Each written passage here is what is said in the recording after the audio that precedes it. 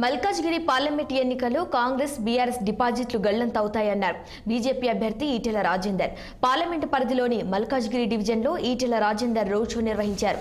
మల్లాపూర్ కూడలి వద్ద అంబేద్కర్ విగ్రహానికి పూలమాల వేసి నివాళులు అర్పించారు. ఈ సందర్భంగా తెలంగాణ రాష్ట్రం అభివృద్ధి జరగాలంటే మోదీ మూడోసారి ప్రధాని కావాలన్నారు. సాధ్యం కాని హామీలతో అధికారంలోకి వచ్చిన కాంగ్రెస్ ప్రభుత్వం ప్రజలను మోసం చేస్తుందన్నారు.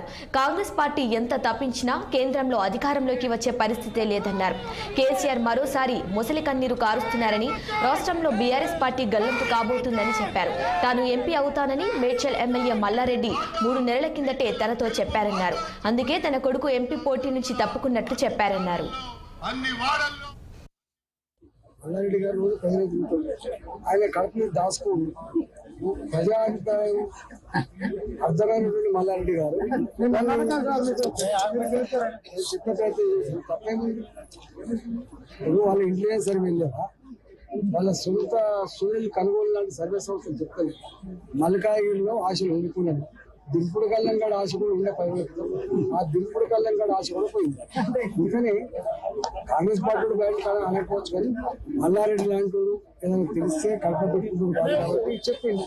ఈటెల గారు నువ్వే గెలవబోతున్నావు, భారీ మేడలు గెలవబోతున్నావు చెప్పారు. ఇది చెప్పి కాదు. ఒక 3 నెలల క్రితమో ఎప్పుడో గడికేశ్వర్లో ఒక టెంపుల్లో కలిసి అప్పుడు ఇదే నా కొడుకులు నేను ఎంపీ చేద్దాం అనుకున్నా, కానీ మీరు వస్తున్నారు, మీరే గెలుస్తారు తప్ప మా ఎవరు గెలిచి నాకు గెలకపోతే 24 ఏళ్ళుగా నా చరిత్ర ఏందో, నా పని ఏందో, నా కష్టం ఏందో, నేను చేసినటువంటి అభివృద్ధి ఏందో, నేను కరోనా కష్టకాలంలో ఆదుకున్న సందర్భం ఏందో ప్రజల ముందు కాబట్టి మీరు నాకు పోటీ ఇవాళ 100కు 100